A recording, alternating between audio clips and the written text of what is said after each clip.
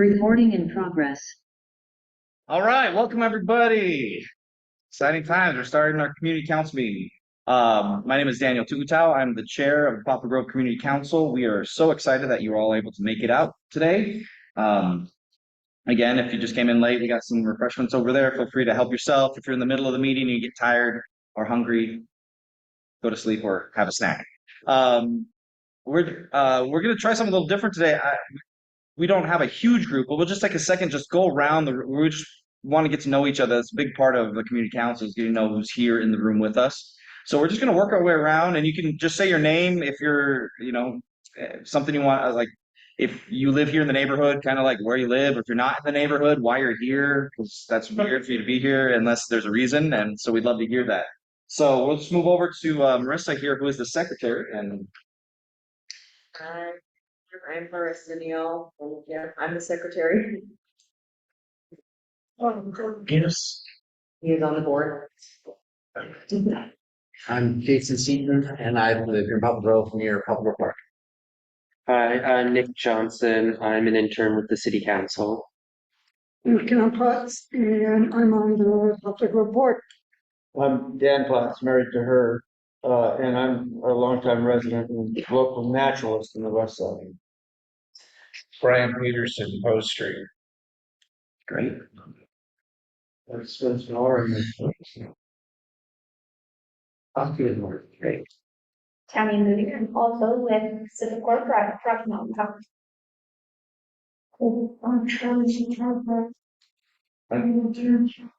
Since 1980. For that, I don't know. So you're new to the West Side. Great. In a way.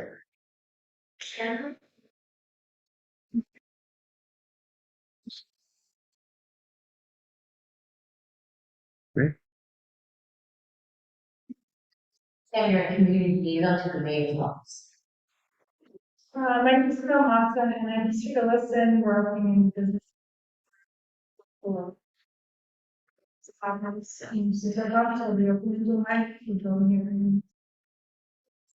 You love new stuff being out in your neighborhood. Awesome.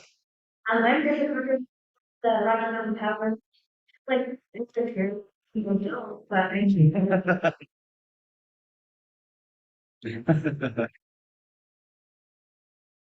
Great. Right. Great. David Austin. So It took me 30 minutes to get comfortable to be here. welcome to Road Tracks.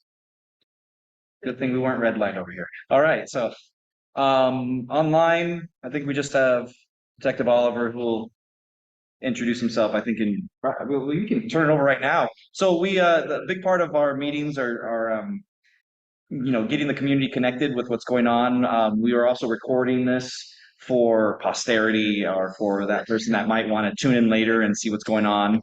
We post all of these onto our YouTube channel, make them available there, and they're linked directly from our website, which is poplargroveslc.org.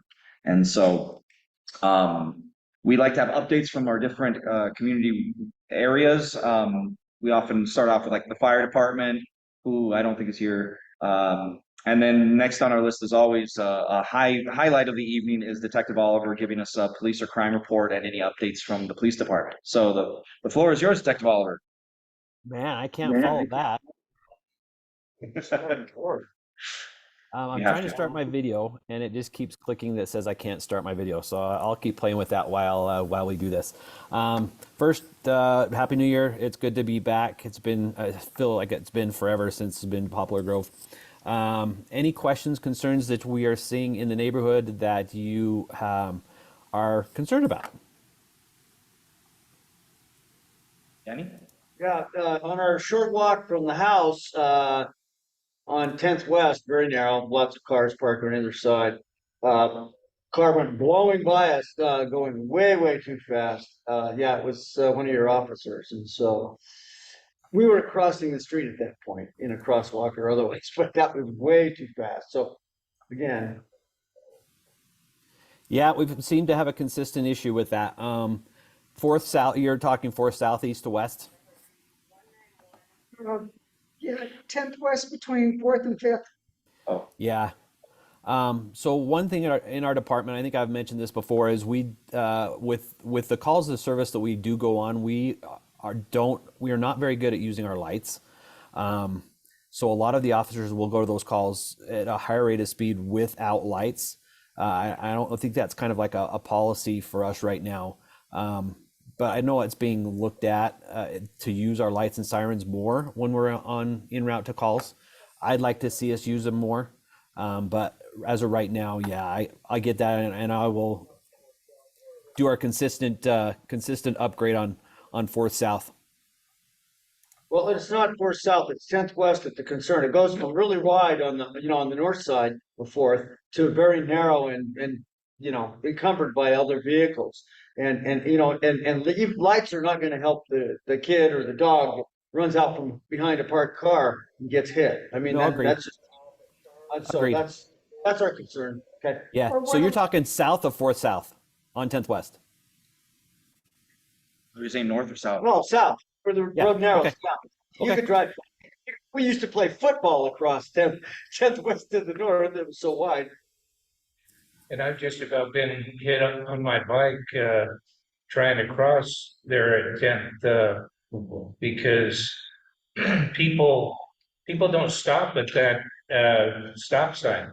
It's almost like you need a light there or something because we've seen a lot of accidents on that corner too. Yeah, and that's something that we can maybe reach out to the city to do one of those surveys if there does need to be a light or something there.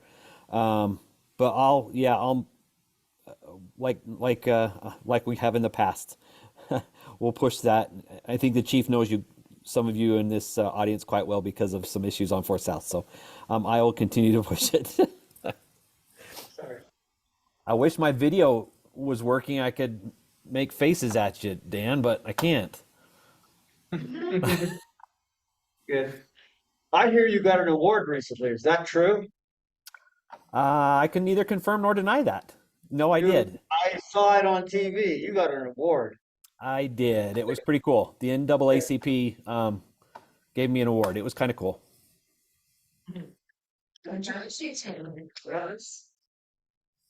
Bring it next time or we won't believe you. I will be there next time too. Was there another question over here? Jason? Was there another? No more questions. I can run through stats real quick if you want me to. Oh, I see a hand. Okay, one question. Do you know about any change in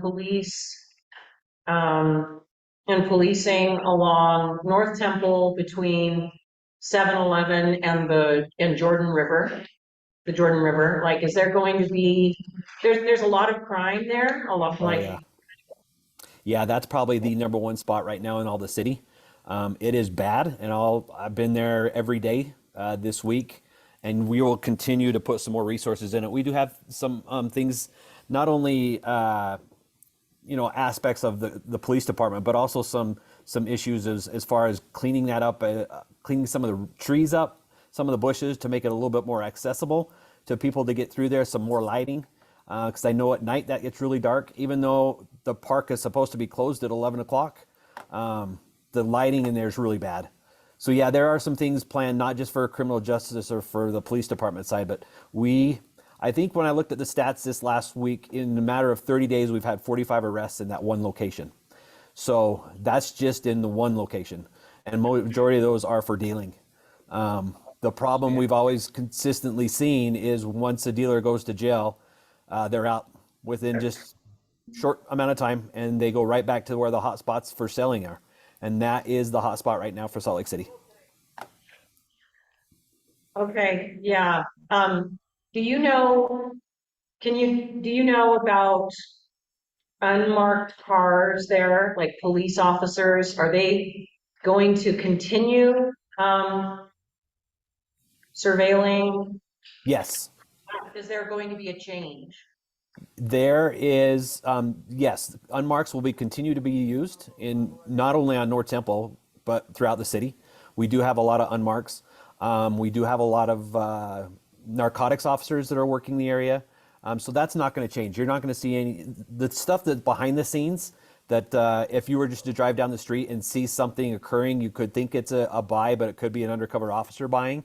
That's not going to change. We're going to continue to do that with marked and unmarked cars. Yeah, I've Okay, seen. great. Yeah, I've seen the letter going around. I know what you're talking about. Yeah, so we're Okay. Yeah, we're going to continue to hit that on every resource that we have: bikes, UTVs, marked, unmarked, drones, whatever we can throw at it. We're going to try and clear this up. Oh, that's so great. Yeah. My son rides his bike to work every day from over here on 500 South to Northwest Rec Center. And it's dangerous. It's like, Yeah.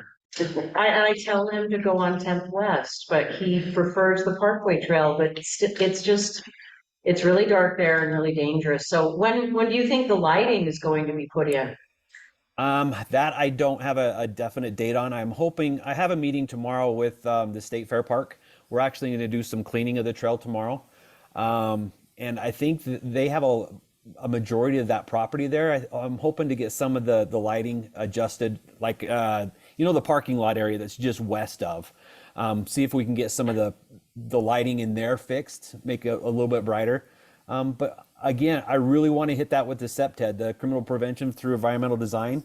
I think we can clear some of those trees out, still have it look nice, but be able to see across the river to see what's going on the other side. The more eyes on a project, the easier it is for us to maintain, and it is easier for people to see what's going on. No, great question. You hit spot on what's going on around there. I see another hand in the background. Alicia. Hi, Alicia. Yeah, we have scheduled for. Perhaps I can attend. Tomorrow, 10 o'clock, the fairground employees are going to go out and clean up the trail. They're actually going to have, I think they're going to cook some hot dogs and stuff for some of the homeless people that are out there while they clean up the trail.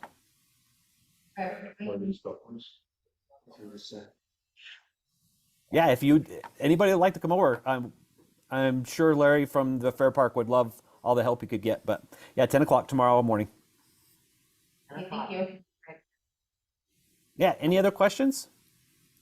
There's, sorry, it's Jason. Hey, There's Jason. a couple pretty established camps on the west bank of the Jordan River behind the Peace Gardens. That's gotten pretty heavy in there, and they're just tracked it out. It's all mud on the banks, and they are from the water line all the way up to the top on the side there. I haven't done anything about it yet, but I just thought I would point that out. It's a pretty bad spot. It's getting pretty trashed.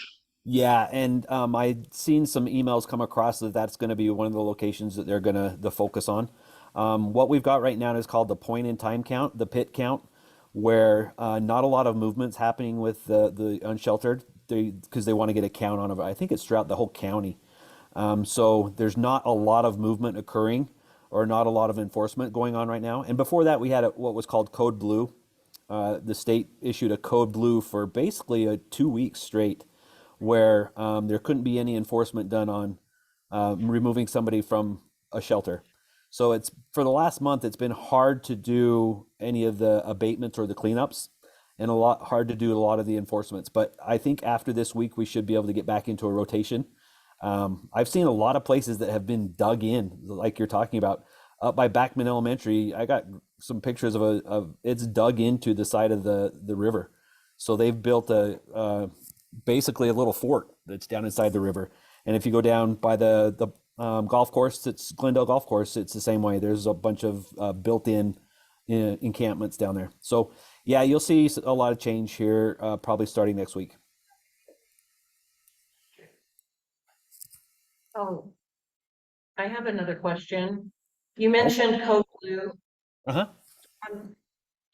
When Code Blue is enacted, do police go around and tell, or people going around and telling people who are camping that they can go to the emergency shelter? Yes. So that's not only if we have a call or anything, we always provide information as to how to get to a shelter. But I believe some of the outreach programs through the Heart and through VOA and things like that do a lot of the outreach. And there is, I believe, a shuttle. And Alicia can probably answer that better than I can. But I believe there's a shuttle that can take them to different locations during that time as well. Yes, I understand there is a shuttle. I just didn't know if, how how the word was getting out, you know? My follow-up to that is, are they allowed to take their belongings with them, or do they have to leave them? They can take their belongings. Because I feel like a lot of What about their pets? if they didn't really know they were capable of taking them. Well, I volunteered there. Someone did bring a dog in. And they bring their stuff, but if they have a lot of stuff, they can't get it there, you know? That's where it goes to Jason's. Like, I walked my dog on that trail behind, he started yesterday, and there was just so much. Like, it's just, we spent a good deal of time and resources over the summer to clean that river, and now it's just back to kind of where it was during the summer. And like, I almost went back to like the three homes that are kind of face into Unity Gardens because they just have like a sea of belongings, and there's like a kind of like a little mini fort in marshlands, like building these like kind of big fires. Yeah, the Fife Preserve is getting inundated again.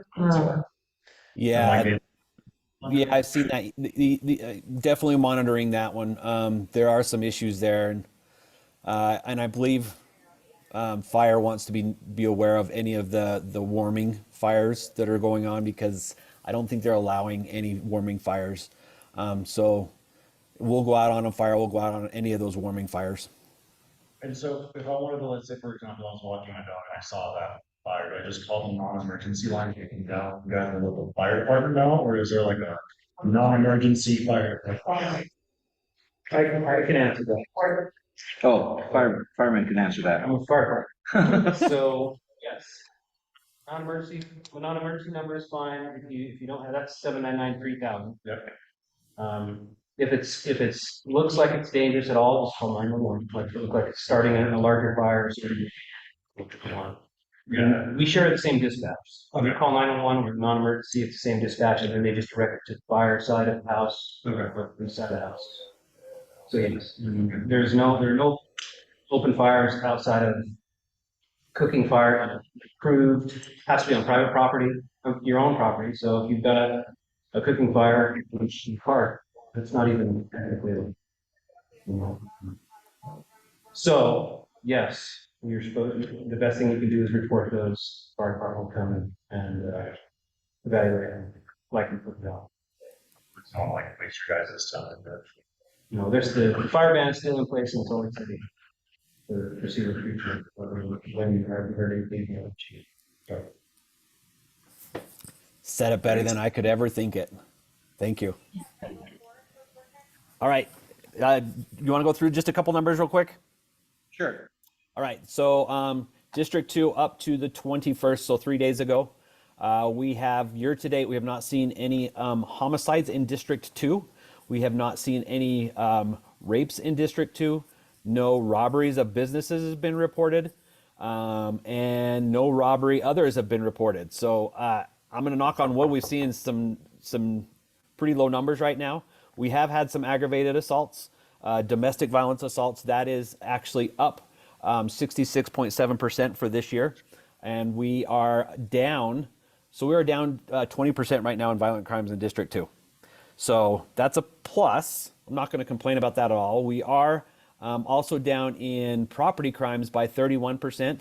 So we've seen one residential burglary in District 2 that's been reported year to date. We've had 3 outbuildings that have been reported, broken into, 15 car burglaries, and 44 larcenies. That one is actually up from last year by 7%. And then we've had 18 vehicle thefts compared to 27 from last year. So in all, we are right now down from District 2 alone. We saw 133 total crimes year to date last year, we've seen 93. So we're down 30% right now. So those are just the straight numbers. Now, if something's not being reported, please report it, because that's how we go off of our where we place officers. If we see a hot spot starting to be created, like right now, the hot spot's up on North Temple and 1200 West area, that's where resources are going to go. So if make sure your neighbors report things if it happens. If something gets broken into, their house gets broken into, their garage gets broken into, please report it. Yeah, that's what I've got. Then any questions, I will be on for the rest of the meeting, so you can just yell at me. Awesome. Well, thank you so much, Detective Oliver. We always love to give you a hard time about all the stuff that's going on around here, but it looks like we've had a good first 20 days of the year. Nah, it's warming up, so it's only going downhill. Knock on wood. Jen, did you want any fire department updates? Yeah. Please, yeah. So fire department's here now, and everyone else went around and introduced themselves, so you can just introduce yourself as you give us an update. Great. Chad Jepperson, the captain of Salt Lake City Fire in the Community Relations Division. And crew's here, not here tonight, so I'll cover for them. Does anybody here get the newsletter for the Salt Lake City Fire Department community newsletter? If you're interested, all this information comes out monthly. There's usually a message from the chief of the department as well as a message from emergency management, which nests in the fire department is over emergency management for the city now. And so there's information every month about things that are particular, during the holidays, you might have information on cooking fires and kitchens and things like that. And 4th of July, those issues and everything in between. Along with that, like the run numbers that Detective Oliver was talking about, Salt Lake City Fire Department tracks their run numbers as well. And what we've added a dashboard where you can click on it. It'll show you the runs for every engine essentially for the last 30 days, and it's updated every night. So it's an accurate calculation of how many runs we're going. It may be interesting, it may not be to you.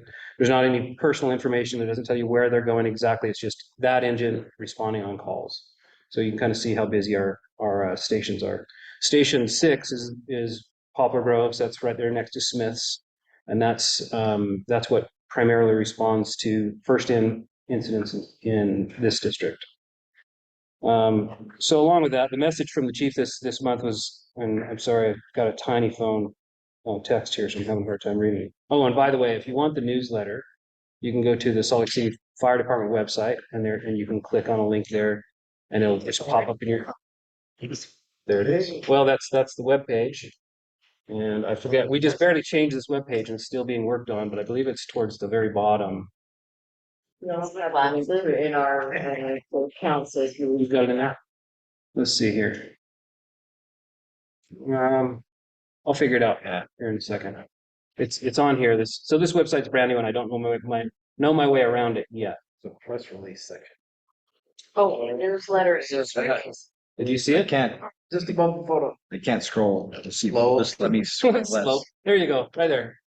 So that's where you can subscribe to it. And that also gives you the links to all of the other. There's probably 15 different newsletters from building Salt Lake City. The police, I think the police department has a newsletter in there. Different councils and different things put out newsletters, and it's distributed through that portal. So there's a bunch of cool stuff in there. You want this? Yeah. These glasses help me see a long ways away. These ones help me see close. It's fun getting old. And you look sexier. Thank you. So, being the first of the year, now I can't see you all. Being the first of the year, what we thought would be important was just to think about a New Year's resolution. We all get through New Year's and we make resolutions about losing weight or going exercising. Something else to think about is your personal safety and your home safety for yourself and your neighbors. So, along with that, thinking about possibly taking an EMT course, not an EMT course, a CPR course, which we offer for free. If you would like to sign up, you can take them through us. CERT. Charlie here was are you still part of CERT? Yeah, I still work with the city on that. Great. So, CERT is community emergency response teams. And so if large incidents happen within the city, the fire department might not be able to be there immediately, and you might have to take care of yourselves. And the teams get together, they train together, they learn how to take care of themselves and their neighbors. So another good program, you can get training through the fire department. Go ahead, Charlie. We have 107 service in this community interstellar. Excellent. And it's a good team, and there's fall off. People move out or stop participating. So if you're interested at all, it's not only helpful for your community, but it can be helpful for yourself. You can learn some things that would help you if you're out traveling in Moab and get a flat tire and somebody gets injured, right? So there's a lot of good stuff that you can learn out of there. On the newsletter, there's also a link about NFPA's building an escape plan. So we teach this in the schools a lot about building an escape plan for your home. It's important to think about. So if there's a fire in your home, and you've got children, or you're at somebody else's home, if there's an escape plan, and you know where to go out and meet, when the fire department shows up and there's two of you there, and you know that there's 4 people in your family, and they all didn't meet at the mailbox or wherever your designated spot is, then we know where we need to go search for somebody. It's chaotic when there's a fire and people exit. So some people are going to the front, some people are going to the back, some people run over to the neighbors. You don't know, and we might be risking our lives going in and searching for somebody. So building an escape plan helps you get out, find a designated plan, and that way, when we show up, we can, we can go do our work more efficiently.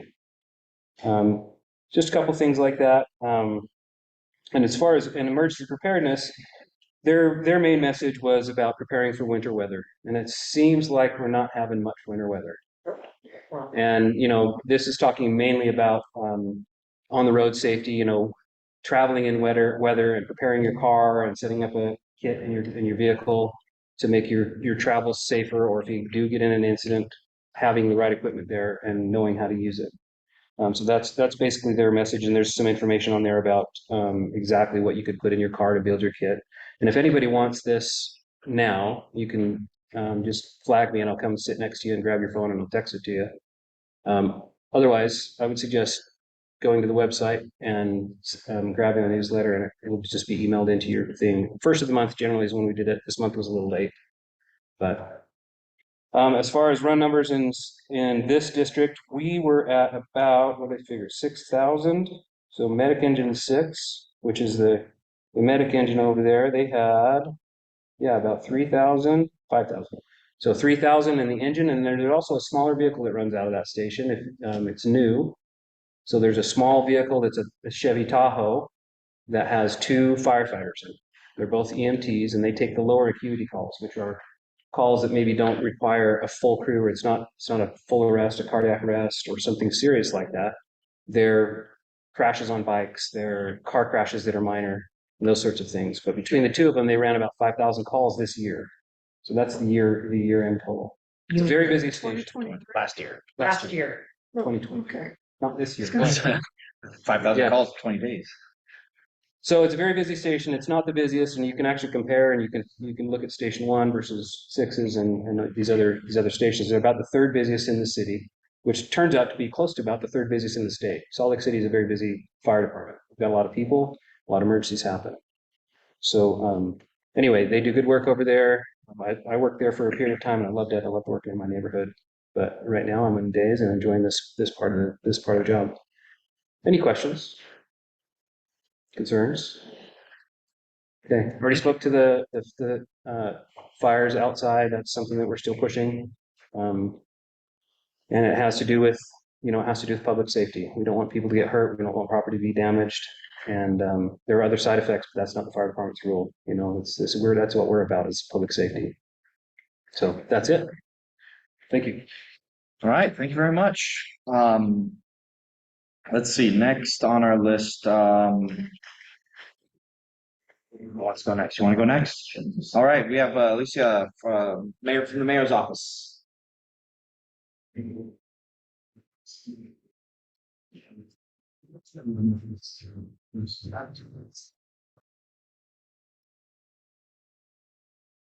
Happy belated New Year's, everyone. I am Alicia de León, your community liaison to the mayor's office, and I have a colleague with me tonight. She would like to introduce herself. I'm Diana, and I am the mayor's special with the mayor's office. And what is it that you specialize in? Okay. Yeah. Do you want me to go now? Okay. I'll give my spill. So as a neighborhood specialist, I oversee a program called, or a grant, I guess, called Love Your Block. I don't know if anyone has heard of it before. I'm pretty familiar with it. So we're getting ready to roll out again this 2024 year. Our application, well, I guess I'll start before this for those that don't know. So Love Your Block is a grant that goes out to West Side and ballpark residents, organizations, and businesses to really revitalize or beautify their community. So it could take anything from an alleyway activation or cleanup to a trail cleanup to community murals or public art. Really, creativity is what we're looking for within our residents. And this year it's going to take two funds. So it's going to be the mini grant, which is anywhere from $500 to $2,000. And the other funnel is Community Action Fund or CAF. That is anywhere from either, I think, $250 or $500. And that is for shovel-ready projects, anything like a neighborhood cleanup, no, sorry, an alley cleanup, a porch repair, so exterior home repair, and one more right hand. So that was like only 3 options. Essentially, yeah, so the Community Action Fund, 250 or 500 is neighborhood cleanup, alleyway projects, or exterior home repairs. Our applications will roll out on March 1st, and they will close on March 31st for the mini grant, the one that's up to $2,000. The CAF, the $250 or $500, rolls out on the March 1st, but it is going to be a rolling grant throughout the year, just whenever you're up for it. Our website will be updated pretty soon with the new information, but otherwise, if you see the information now, it's just loveyourblockslc.com. Maybe there's like a /me somewhere, but if you Google that, it'll come up. Yes. And for the rolling grant, you said it's year long, so like, they just keep funding it until like you run out of funds, or? Yeah, so. Like, actually. So the way that it's gonna work, we're gonna allocate some money for the mini grant and then some money for the CAF, and we're gonna pretty much roll it until the funds restart. But our fiscal year does end in July. Yes, in July, so that will just kind of keep rolling back. Okay. Any other questions? Thank you. Thank you, Alicia. So, based on the feedback from your community council on presenting highlights or updates from the mayor's office, I took their feedback, and my New Year's resolution is to present to you on a PowerPoint presentation. So I'm already keeping my word, and I think it'll be easier to follow the information. So again, I'm Alicia, your community liaison to the mayor's office for District 2. Our website has the saltlakecity.gov/feedback link, so that if there are any projects happening in your area, in your neighborhood, you can go to that link and you would provide your stories, your feedback on any projects happening in the neighborhood, and your feedback is greatly appreciated. I think right now you can check out Livable Streets and also the Emerald Ribbon Project. Community office hours will change for me this year. We will start with 1 month of outreach, which means that I'll be canvassing the neighborhood, passing out flyers or dropping off flyers at businesses or community centers, stating I will be at this site for the following month in February, so that I'm advertising more inclusively in the neighborhood, saying, hey, come and check out, come and talk to me. I'm gonna have my community office hours at this location. So that's what I'm doing this month. I will be at Marmalade Library for District 3. That's the east side. You can always come to Marmalade as well. February 20th from 4 to 6 p.m. And then I will be here on February 21st, Neighborhood House from 3:30 to 5:30 p.m. They have a resource fair and they've invited me to participate to table. So if you have any concerns, questions, or if you'd like to send any of your neighbors or friends to speak to me, then I'm available at that time. What I failed to include in this slide is that the mayor's having her first Bike to Work Day, which is the following day on Thursday, February 22nd, and it will start at Poplar Grove Park on Emory Street and what's the other? Indiana. Indiana, yes. Early in the morning, 7:30. Daniel's house. There you go. Or Jason. Yes. What day is that? It's Thursday, February 22nd. At what time? 7:30, I believe. It AM. starts. AM. Okay. Early. That's right. Stay warm, keep warm. Next slide, please. Also, the mayor is accepting applications for the Neighborhood Engagement Fund. It has two grants, the mini grant and the innovation grant. And this is to support recognized community organizations that are always improving and working on increasing the community connection and the engagement of residents to empower them to be a part of the community and do for their community. Next slide, please. The mini grant. She's doing I should have a little clicker. Thank you. The mini grant funds provides $1,000 for any community projects that you might have, and to also help you increase community participation, and or to help the community council with their how they organize, how they basically how they run their community council. So if you have any ideas, yes. So if you have any ideas for your community council and they want to apply for that mini grant, then please, Talk to us. yeah, talk to them.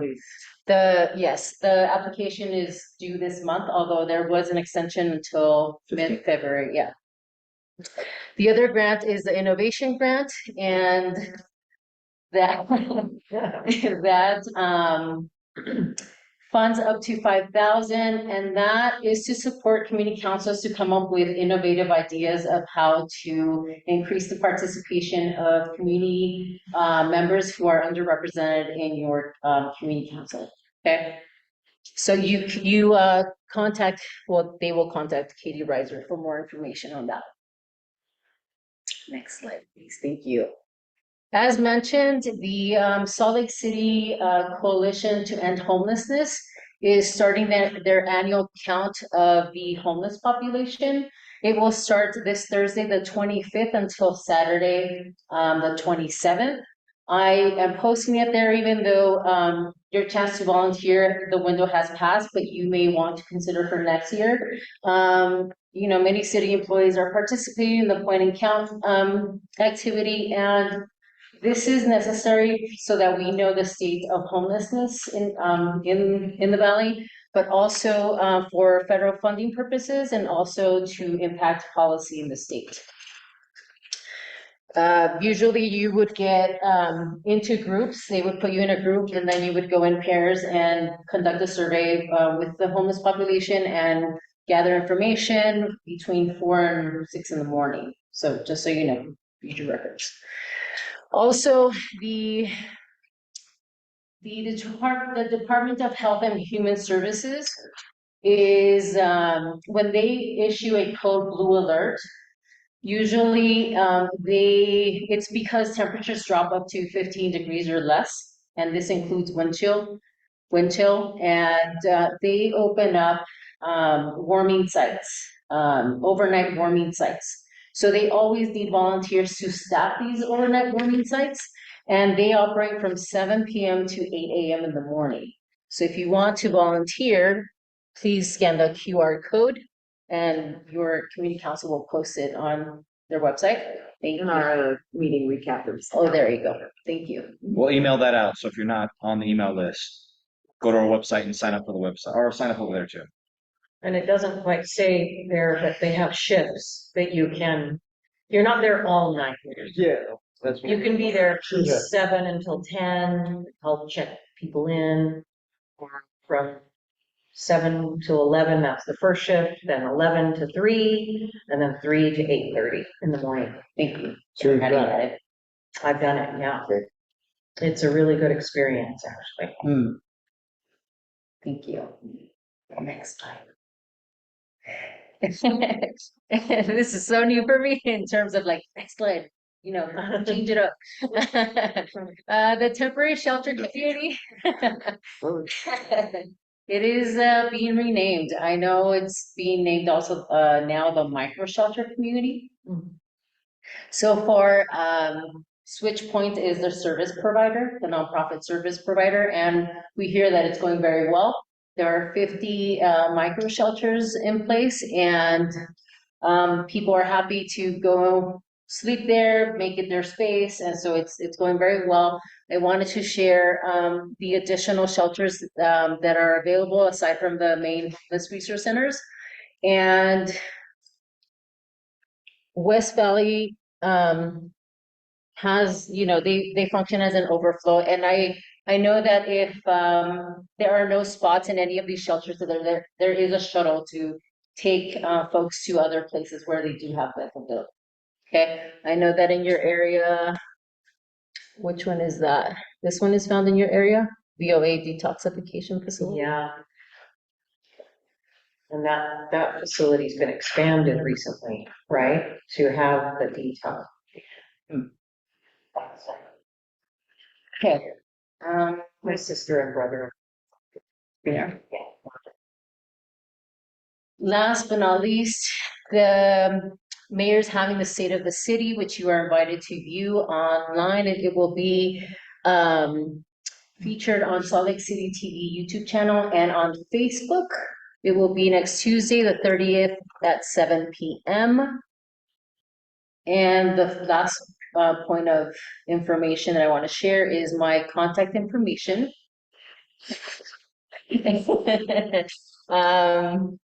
Yeah, so if you see anything, hear anything that's of value that you need for the city to address, or for me to check in on, or for me to follow up, or if you need to remind me, hey, I asked you about this, or did you figure out what's going on with that?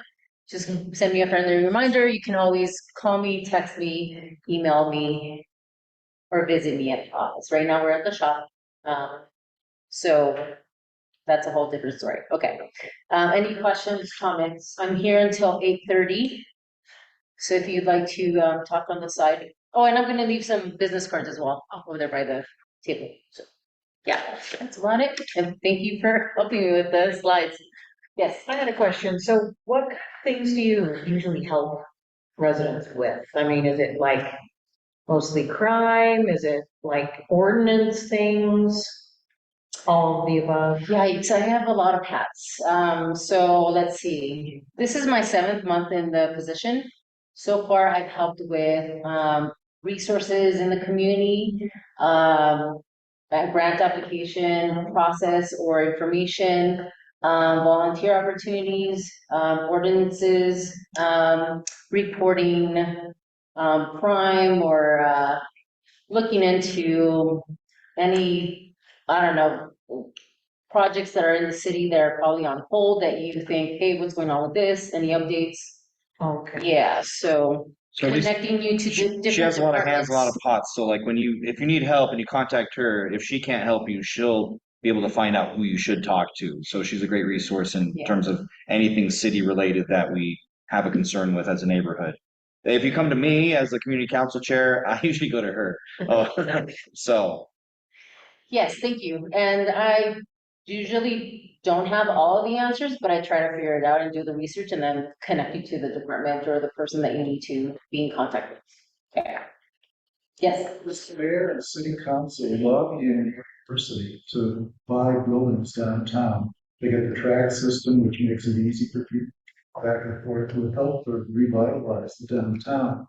To have those buildings which are vacant, which could be, purchased at a very low price, at a university expand downtown, is a way to revitalize and reactivate our downtown. So your question is the city lobbying the university? City council or the mayor? Have they done anything to lobby for that? That's one issue. I have not heard, or I have not been asked that, but I can go back to the city and ask if something's being done to connect with the U about. They did the master plan for the expansion. They consider different variables as far as for sound, pollution, stuff like that. I never considered the variable. This is through the master plan. These are experts. I wonder if they never considered speed as an aspect of sound pollution and pollution as far as air pollution as well. They talked about the sound walls and stuff like that. but it's, the sound and the air pollution is relevant to speed. And that would be an issue that should have been brought up as a variable to have been, expressed at 55 miles an hour for trucks and 60 miles an hour for cars. Greatly reduces the pollution. And people always talk about legislation. What are we going to do? The Olympics are coming. And, it's like if you lower the speed limit on the freeway when you had school days, you had the signs up, you had signs across the freeway. You could say, hey, go slow. And it would be very unpopular because we've got speed creeps in this valley to lower the speed limit. But it would be doing something. I've gone up on the log of the Capitol and but nothing ever gets done because they just lobby for the grandstand to be side of reducing pollution. But the mayor and the community, the city council has leverage. They have leverage to make the university come downtown.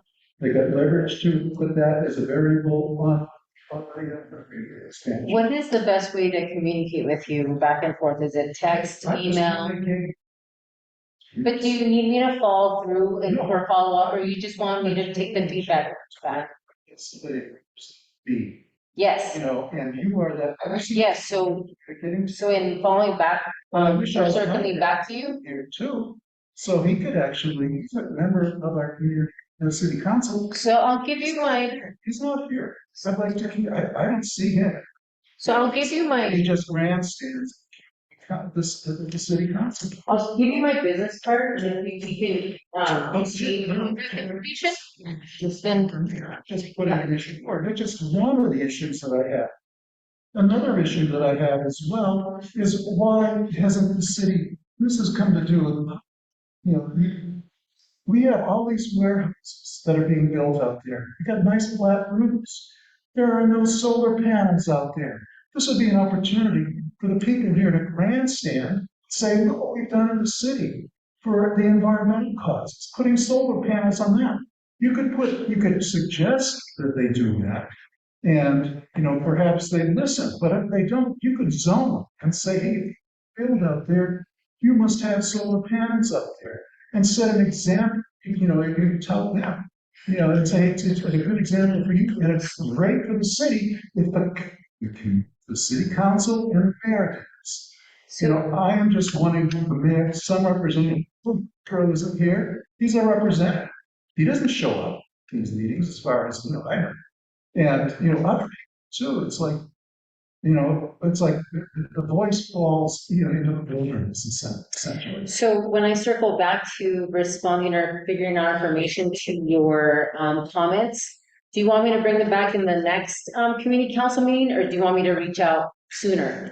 Come back at the next community council. Okay. Asking you as coming here as a representative. Sure. To have, to see kind of solution. I got other issues too, but I'm taking too much. Okay, well, thank you for letting me know what the response time is that you'd like to get from me. Thank you. Okay, anything else for my end? Or for me? All right, appreciate your time. Perfect. So speaking about the city council, do you need the floor, or did you have to report, or you're just reporting that? Yeah, just. So FYI, Nick here is the representative for Alejandro for the city council in terms of reporting back. So Alejandro was here at one of our meetings, like 2 meetings ago, October or one of the last ones we had. I heard it got heated. I actually had rehearsal, so I wasn't here that night, but the video was hot. So great. We're thankful for that. Rolling along. We do have a spot on, just FYI, that we usually leave open for our House representatives. They are, I'm sure, super busy with all the stuff on the Capitol Hill right now. So we'll give them a pass. They're kind of outnumbered. Our sort of representatives over there. We do have a spot here. The Sorensen Center a lot of times has stuff going on. They're not in Poplar Grove per se, but they're definitely in our neighborhood. They're off of 900 West in California. They have a lot of different programs going on. we didn't really get an update from them, but they come frequently, so we encourage you to check out the programs they have going on down there. Did you have something to add? I saw a sign that the pool's open. Hello. Good. Yeah, I think It's been a long time. I think they also opened the pool from what I remember, because the Northwest Rec Center is closed for, Is it right? like the pool's being refinished or something. Yeah. Is it not started yet? Part of, Oh, is it the roof? It's something to do once. I just know my kids, like the swim lessons were being moved. pools is closed, I think. Oh, okay. Well, either way, Oh, and that's also not in our neighborhood, but still in our neighborhood. they started doing, sorry, my mom works there, so I'm getting updates, real time. So they just started doing taxes again. They were going, Divided tax clinic. yeah. So those are starting up now. We're gonna make an appointment. Just 24. 2023. More is it? They will later help 2024. Yes. Yeah, you can call, I guess, the extension for 211 to make an appointment or visit your healthtaxt.org. Awesome. Great. So we left the Sorensen Center. Job fair 8th of February. 8th of February, a job fair there as well. Wait, this is at Sorensen? Sorensen. Oh, okay. So we're getting the unofficial, official. They're getting the And the pool is open there? Yeah. Cool. Wait, I'm confused. Were you talking about the pool was closed? I was saying the pool up there was closing because the swim lessons were moving down to this one. Oh, okay. And it's open here now. Yeah. Okay. So that's good. All right. We also have a spot here. Dave, did you have any updates? Do you want the floor to give us any updates on NeighborWorks? That's very important. I think both of each file, we're gonna be direct for the next group, and that's from 14 to 18-year-olds. Very important. Right. Sure, this has been shared, but remember something each approaches and counselors. The free service that provides comprehensive support with your certified financial accounting staff, so we can help you out with that. And then also we have a program that's been going on for a little while, it's called Career Works. And so if you're 18 years old, no mental experience required, have transportation, we can help you become a medical interpreter, CNA, NAMC, or go into phlebotomy.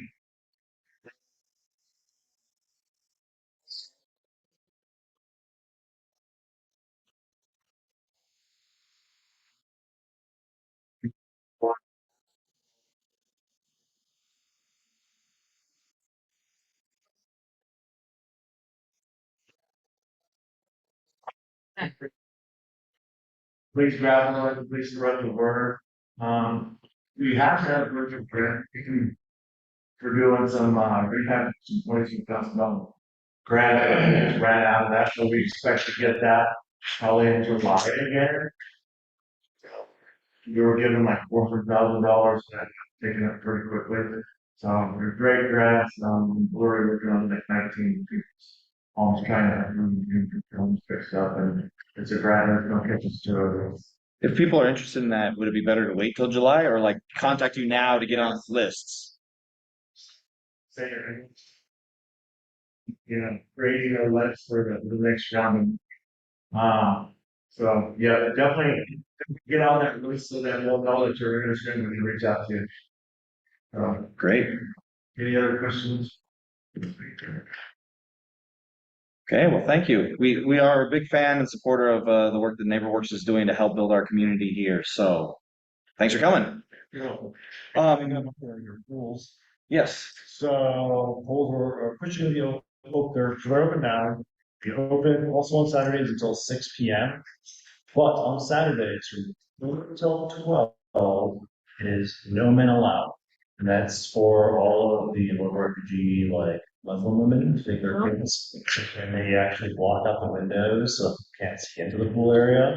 They can have like privacy. So maybe that's why you wouldn't want to go in. Just because I don't swim. Can any women go? I think so. I think it's just like no men. Yeah, okay. It's just women and children only from 10 to 12 on Saturdays. Utah swim classes, classes. Now he's getting fucking perfect stuff like that. Cool. Awesome. Yeah. Well, great. Well, we're grateful for all those that have shared with us here. It's good to know what's going on in the community. And as far as Poplar Grove updates from the Poplar Grove Community Council, I don't think we have any really, right? Was there? Oh, what was? Oh yeah, this is one thing. So, as a community-run organization, all of the board, everybody that's involved with all this, we're all just volunteers and we love the help of other people. So every year we do hold elections. We do like a 2-year thing. We have an executive board made up of a chair, co-chair, secretary and treasurer, and then we have additional board members as well that are just we kind of try to do a 2-year rotating thing where we vote different, depending on what position you're on.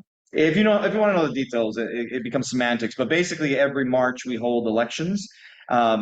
We have some, like I said, every other year they come up. So this year is the vice chair and secretary that will be available theoretically. If you don't want to hold one of those positions, but you just want to be involved with the board, we'd love to have you. We always have room for a few more. Our bylaws are pretty fluid, so we don't need too many, but we also have a really high cap, and so we have room for as many people that would like to be involved.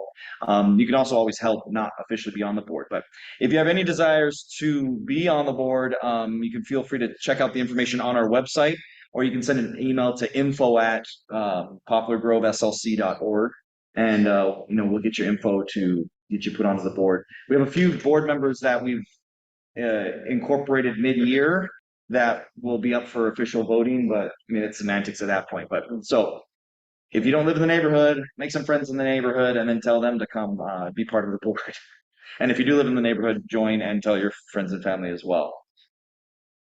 Sorry? I think you have to, but you can still be involved. You just can't officially be on the board. We can put you just as much work as everyone else. You don't have to. You don't have to live here to have responsibilities. So, oh, and we just wanted to remind you. So, one other role that the community council plays is sort of a information funnel for things that the city has going on. Most frequently, they ask for community input on zoning changes and building of units. So, exemptions to the rules. So a lot of times those things come across our plate. Usually when one of those is presented to the community, there's a 45-day period to complain or to share your thoughts if you don't like something. Those things come by, all the time. We don't usually take a lot of time in our community council meetings to just go through everything that's come up since the last month. So whenever something like that comes to us, we put that onto our website. Underneath there's an organizational input tab on our website, and we put the notice that is emailed out to us and the documents that are attached. A lot of times there's different PDF documents that lay out like where this thing is, what is being asked to be done.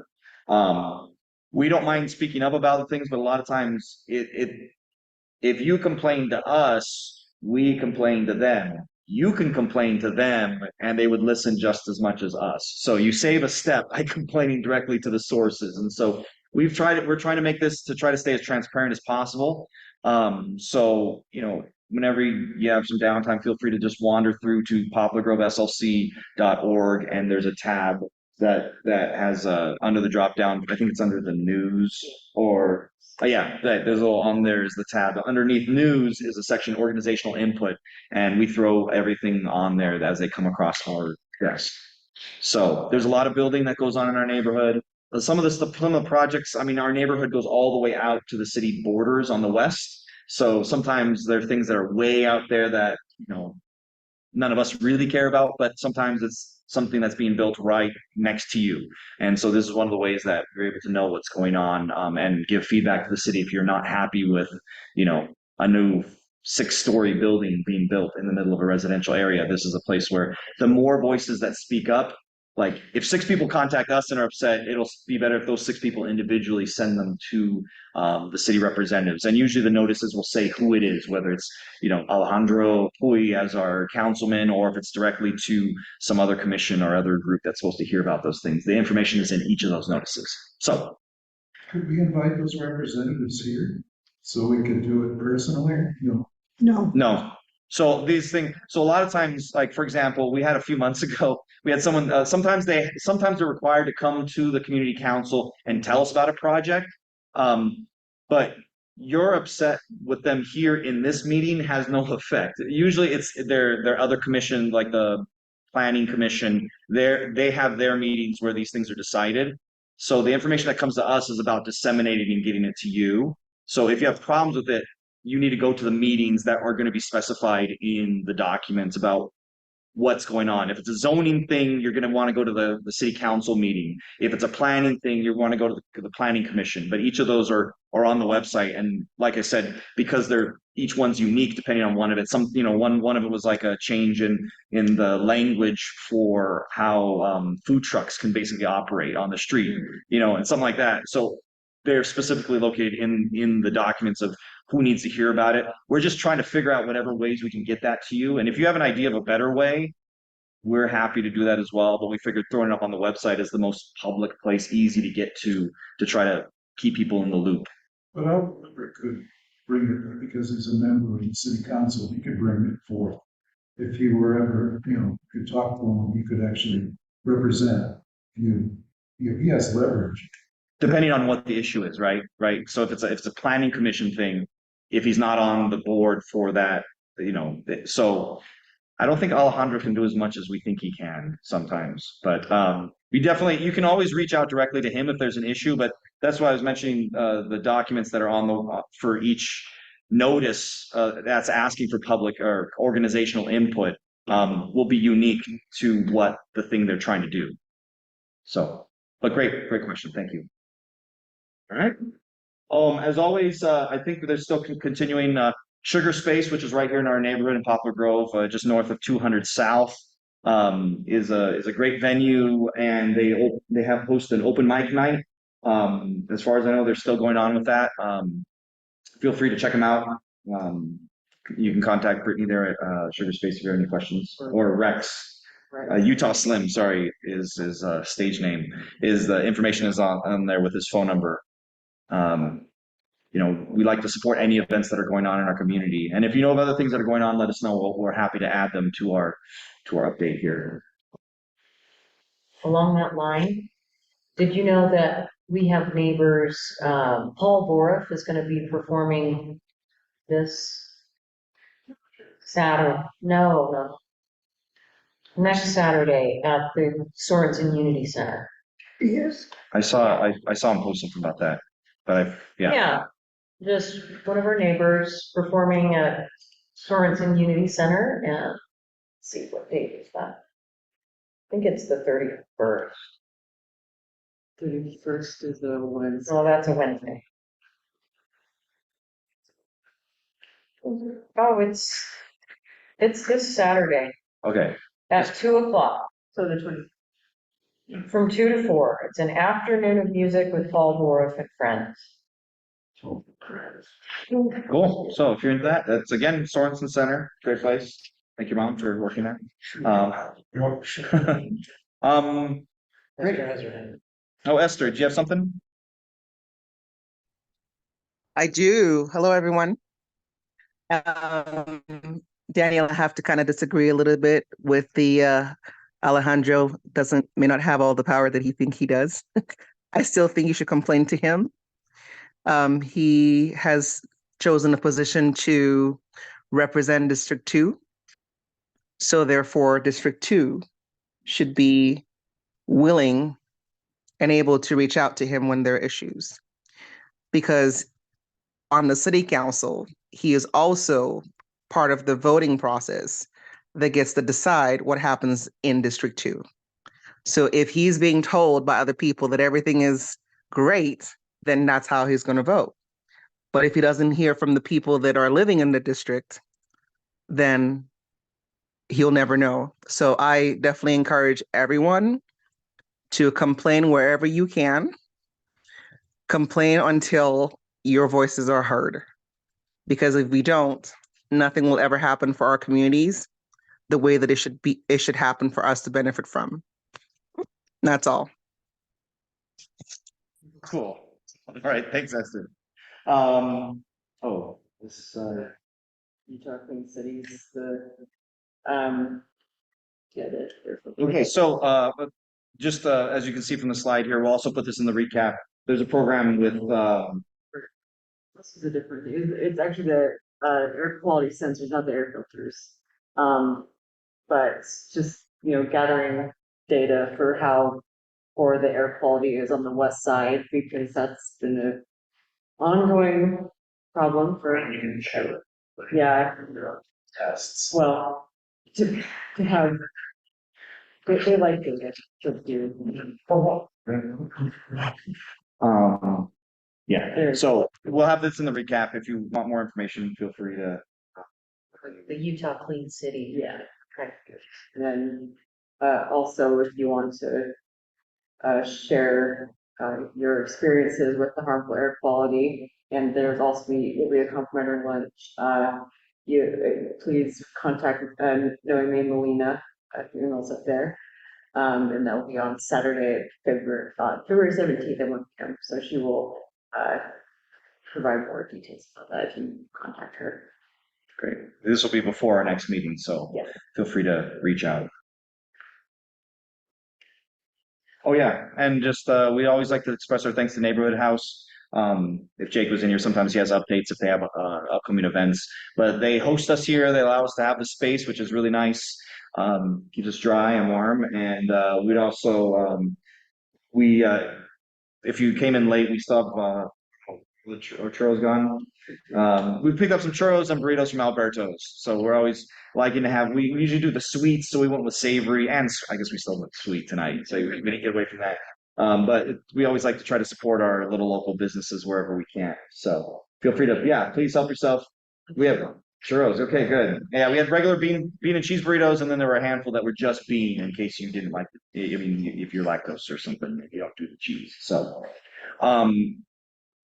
thank you for all that. Now we are excited to hear from our friends at Rocky Mountain Power, and so we'll turn the floor over to you.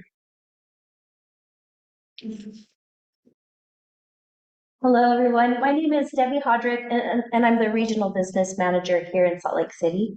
And so I'm similar to Alicia, where I'm the liaison.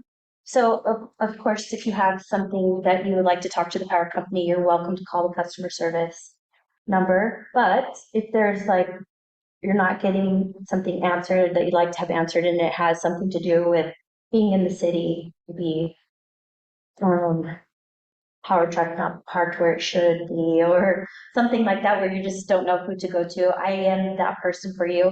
My number will be listed at the end here, so that you're able to reach me, and I can help you track down the right person, find the answer, or have the answer, hopefully.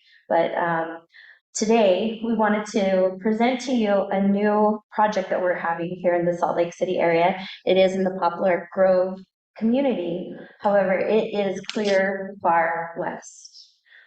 So I don't know if the interest level dives a little bit, but Spencer Fowler is our project manager. He has the most information about it, so I'm going to have him present this project to you. It's pretty cool, actually. Get to watch how you folks go through stuff and all the community involvement and things. I don't get to this very often, so I very much appreciate being able to be allowed to be here to present just for a couple minutes for you tonight. So the project that Debbie referred to is actually called the Oquirrh to Terminal 345 transmission line. You probably just go to the next slide. We'll just run through these things really quickly. I wanted to start into just really quick on that first. Go to the next slide real quick. So this Gateway Program overview, most of you have probably already heard of this before, and I think notices have gone out for some upcoming impacts, potentially closer to your neighborhood. And the one I'm talking about is this little tiny spot in here Yeah, don't zoom in, it's not. So basically, this will be a new transmission line that runs from the terminal substation out by the airport. It'll head straight west through those businesses referred to that are being built out there, and then it turns straight south and heads all the way down to West Jordan. For us right now on this project, the intent was to come out and make sure that all were at least aware of it and that it was coming. We expect to start construction here in about the March timeframe. All of the right-of-way and all of the preliminary effort for this project has been taken care of and done. So for us, it's not a whole lot about making too much in the way of comments, but we wanted to make sure that you were aware this was coming to this area. The gateway projects as a whole is the intent of those is to bring renewable power from out in Wyoming into areas that need it. And also as part of that gateway program, this project and several others that are like it is intended to build up the backbone through our entire Wasatch Front and Utah service territories. So you see a lot of heavy lines that are coming in. I think we'll be on the agenda for a future meeting for another project that's coming down the line that's currently in siting that we'll be able to have more comments and things I think that you'll want to be more involved in. But yeah, this is the intent to get a lot of wind power and things coming out of Wyoming out into our service territory and beyond. Go ahead to the next one. And what will be this focus of this whole thing? But you're gonna run lines from, what will it be?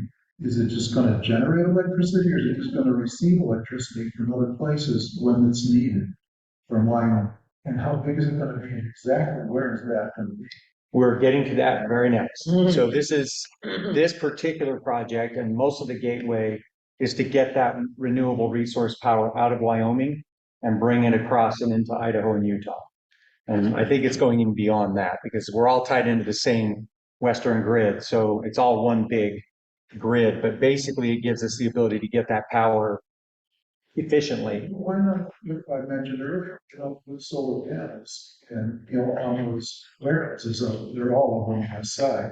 And then we don't need to have it all come in from Wyoming because we'll have our own resources here. So I do have customers in the service territory who have large rooms, and they do price it out to see if they can afford it. And when they can afford it, absolutely they do it. If they can't afford it, or if they have food products that are in their facilities, there's a bit of a risk adding the solar panels. So you can't. It's difficult to force someone to do it, but if it is cost effective for them, and a lot of these companies are having amazing initiatives to reduce their carbon footprint. We're seeing a bigger demand. You're going to start seeing more solar panels. I haven't seen any out there now. Well, it's a new ones, but Amazon out there. They've got them on there. They're out there.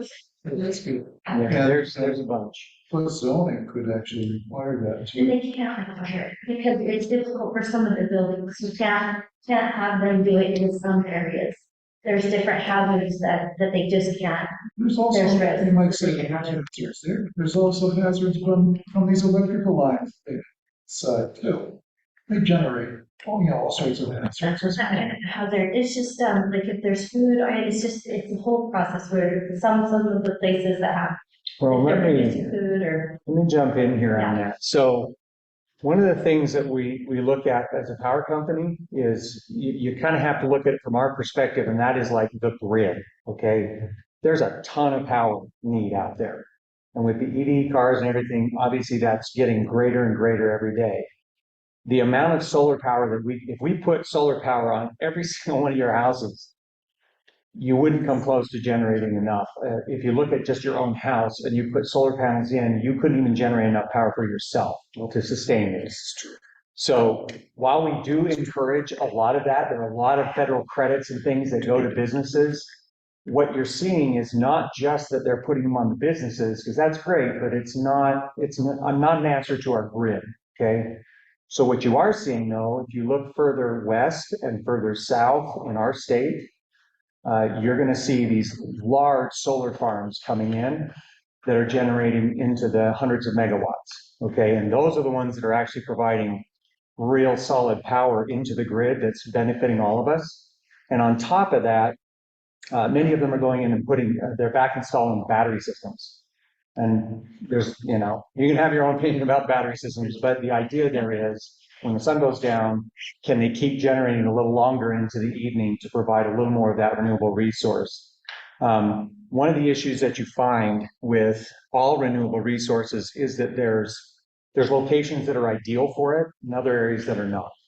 And the further north you go in the solar array, the less and less and less benefit you get from these solar arrays. So you see a lot of them further south from here. And then on top of that, like right outside this door, the wind's not blowing. So we don't want to put a windmill outside here, right?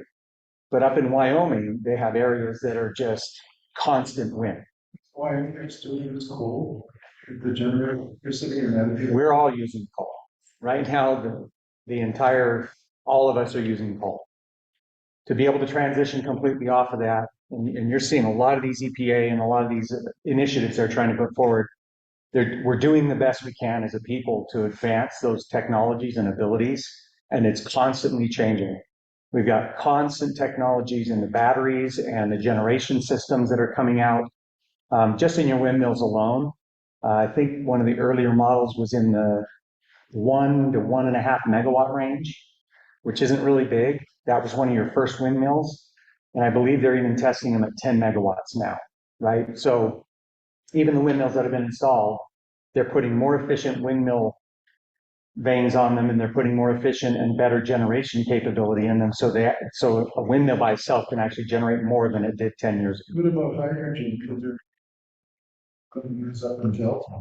It's in Delta, they're going to use hydrogen to generate electricity. Is that going to be what is that? Is that too far in the future to be able to? Well, I can't predict some of these technologies because some of them are actually still in full development, but there's hydrogen, there's natrium, you've got the nuclear option that's still out there. There's a bunch of different options. I thought that was pretty much a done deal out there to get a million budget developed in order to, the hydrogen product to be able to send electricity to California. The innovation, to make a line into California.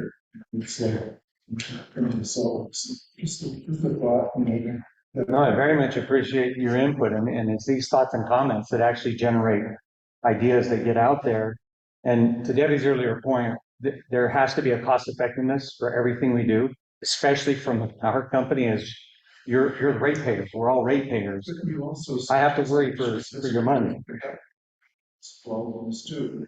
Government's involved in all the tax breaks they give you building squares stuff there too. It's a huge concession, on taxes. Geez, that's how they can stand vacant for so long out there. They can just build them. It's good. We got a construction industry that's run wild because of the tax breaks that they've been given. Well, I can't speak to tax breaks on that. I'm not in the construction industry, but I do know there's a lot of expansion in Utah as a general, both residential and commercial, because Utah is a very strong hotspot for good business. And there's a lot going on. West is this project going on? Okay. We have a letter. Yeah, back to this. So in this area, these are the cities that we're going to be passing through. We have also done similar presentations in all the other cities. The total length is about 14 miles. Most of it, we actually had our corridor established when UDOT put their Mountain View corridor in, and we've worked with them. You'll notice if you drive Mountain View corridor, our poles were already there, but we've been working with them so that they could weave in and out of us to put this whole infrastructure in. So it's kind of a combined effort between the two of us. Go to the next slide. Okay, and this was part of I mentioned earlier, we won't take too much time on this, but this is the key aspects of it with low growth, getting the access to the energy resources where they're being built, increasing the reliability of our transmission and distribution systems, and increasing our capacity to serve the increasing population of Utah. So go ahead, next one. Okay. So this particular project is going to put about 100 new structures in. This is what they're going to look like, and it's really not hard to figure out because if you drive out on our corridor now, we already have we already have our first 1-2 line that looks just like this. That's already out there, which is comprised of both types of structures. But this entire power line is going to be looking like these, and then we'll have foundations in the ground. Average height, we're getting up to 145 to 185. We try to keep those as low as possible, especially with considerations around the airport with the FAA. So we've been working very closely with them to make sure that we didn't affect any of the flight paths in Salt Lake. Go ahead to the next one. I had started expecting, but I mentioned that this is the quick overview from the terminal substation out to the west, and then it just heads straight south. This is literally about the straightest path you could possibly choose. And we don't usually get this quite this straight, but that's the impact of this area. And I will say for future comments, there will be more development that's going on. To your earlier comment, there actually is a new project going right there right now. It's not on my presentation, but there is a power storage system that's going in just north of our substation right here. That's basically these large battery banks. Have you heard of like Tesla's power banks? They have the power walls, the things they do for residential, but they also have these large container-like storage systems that they can put in as modular input. And then those just get stuck here. And in the evening, that power gets fed back to the community for power flows. That look west. Yeah, we have no idea where that is. You are 5600 west is right here. So it's 156. Yeah, it's just west of 56. This I-80 is the north side. It's up here.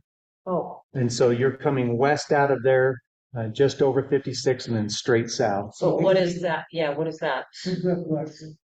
Which, this thing? Oh, that's I think the rail yard, isn't it? Isn't that a depot center? The rail yard? So what Seventh south right here. Seventh south is, yeah. It's about 4,500 west, 7th south, or sorry, 4,800. Oh, okay. Yeah, most folks don't pay much attention to this area. For the west side. Yeah. And go ahead to the next slide. I can't remember what I had next. Where is north, south, west? North is up? North is all, yeah. And the red line, isn't the red line at 30 south? Well, it continues up this way. But this is your rail system here, and there's even another one further south. So,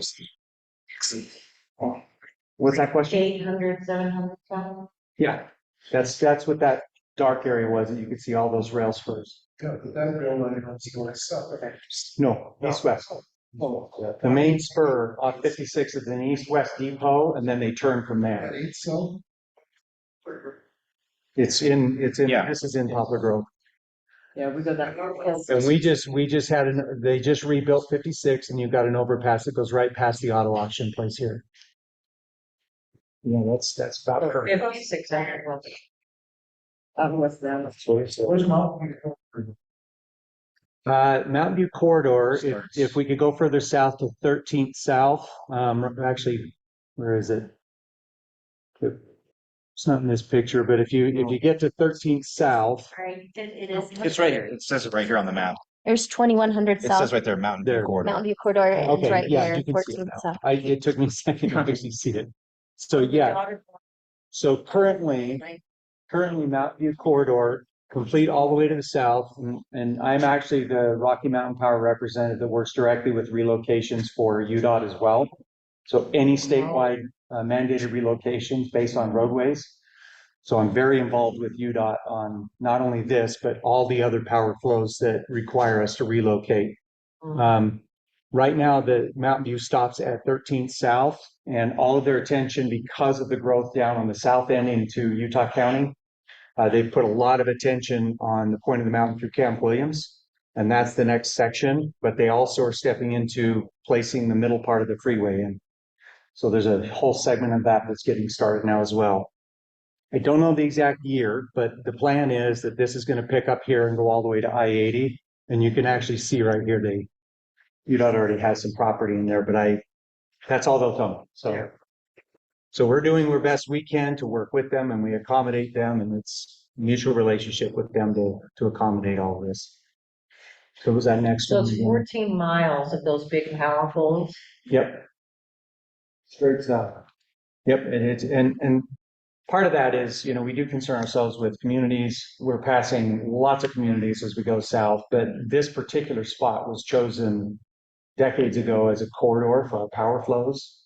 And so we had our original 138 that it's been there north of 30 years. And our 1-2 line has been there almost as long. This was already planned that we were going to continue the pathway. In this area right now, this would be likely the limit to this corridor that we'll use for this kind of power flow. You may have noticed we had the Oquirrh the Mona to Oquirrh project came in many years ago that has those dark power lines that come up over the Oquirrh Mountains.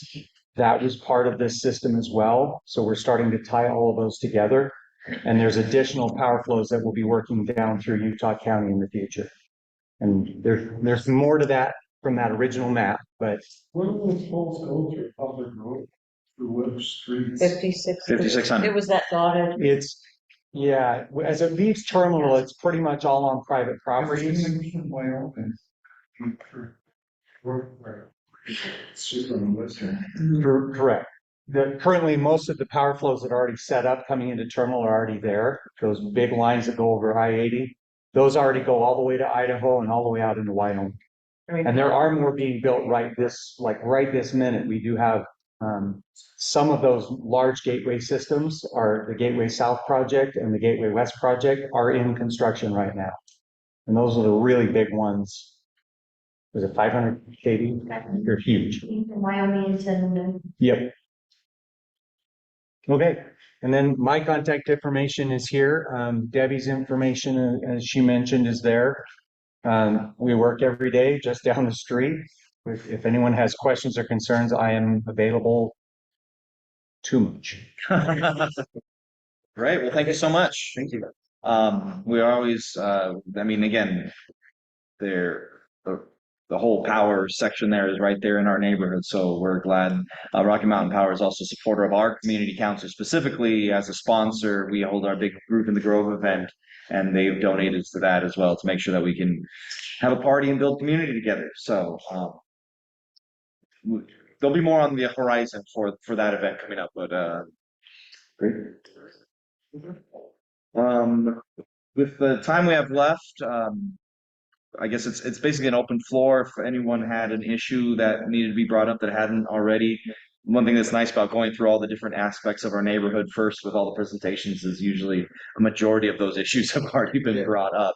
But is there anything else that wanted to get brought forth that's our open period? Do you have anything, Jason?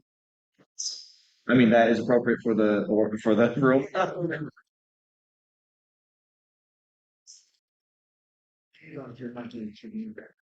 Anyone can see me.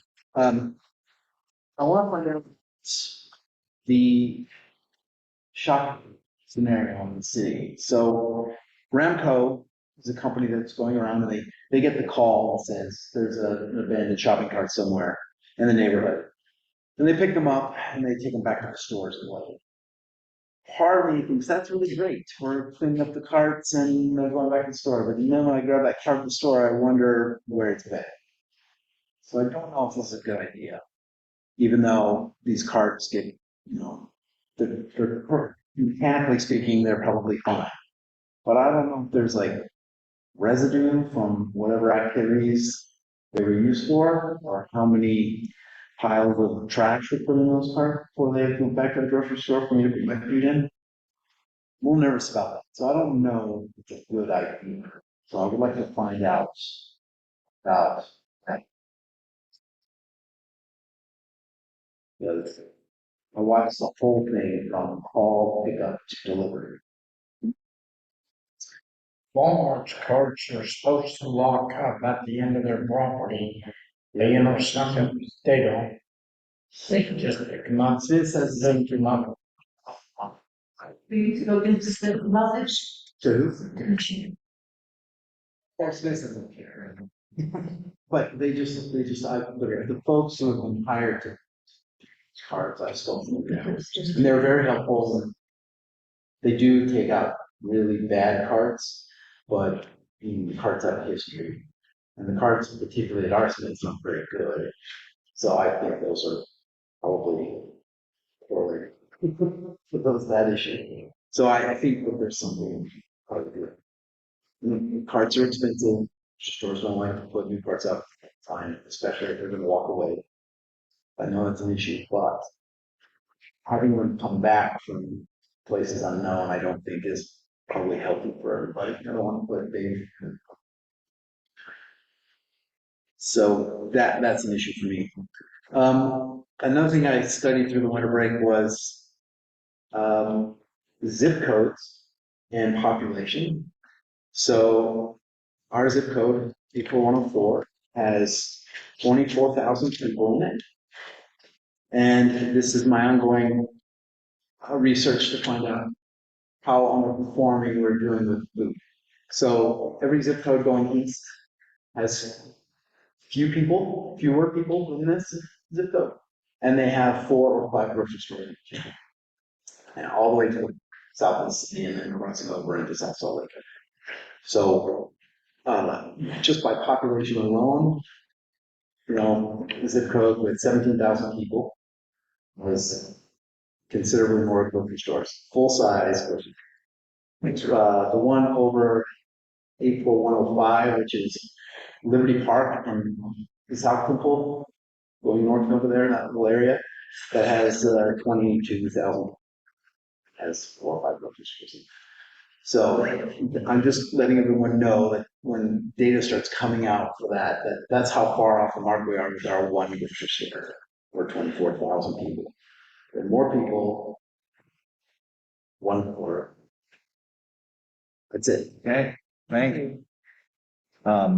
It's always important to know stuff about your neighborhood, good or bad, so that you can help advocate or, do what you can to change it. So, any other issues or concerns? Air pollution, it's like Tribune had a picture of air pollution on the west side, and they talked about the Great Salt Lake drying up, and it's gonna create all this toxic air pollution. It's my belief that the picture that they showed was air pollution that wasn't coming from the Great Salt Lake. I go out there, and the Great Salt Lake in that area, it turns to concrete after it. In fact, the ground kind of after it rains and stuff like that, it gets solidified. The air pollution that they showed and said was from the Great Salt Lake is actually from the tailings from Kennecott Copper and Rio Tinto. And when the south wind blows, it blows huge particulates across I-80, and nobody in the city council, the mayor has never seemed to address that. I go up the west side a lot more than most people. So I have an idea what goes on out there. And I think it's misrepresented by the Tribune. It's in a picture, and the amount that, Kennecott has to be leveraged to get that thing under control. The more had planted. The base is over 10 stories high. And the winds that blow out of the south, just incredible what it does. And people talk about air pollution, but nobody addresses it. They just landscape it. That's my opinion about the legislature. It's my opinion of the city council. The mayor. Okay, thanks for that. All right. Well, go ahead. Concern, an event that the West Side Coalition is putting on. On March 2nd, we're going to host the public is welcome to come and engage in constructive conversations about homelessness. So it's to, we're trying to bring all of the homelessness service providers together, and we will have people who are currently homeless or who have been homeless there, and we'll divide up into small groups and have conversations that have a structure. It's modeled after the living room conversation project. So it won't be like a bash homelessness type of thing. It will be, let's talk about our concerns, how homelessness is impacting our communities. And we'll do it in a structured way. And hopefully by the end of the night, we will come to some more understanding. And we'll take some notes, and we may have a follow-up on this. But this will be at Glenville Middle School. We'll have a flyer here for your next community council.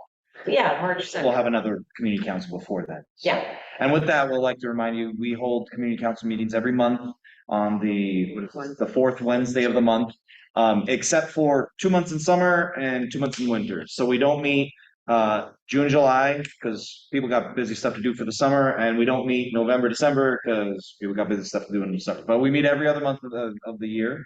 And so until next month, we bid, what is that? February 28th. Then we bid you adieu. So thank you all for participating today. And again, grab some snacks, and we'll see you next month. Thank you. Thank you.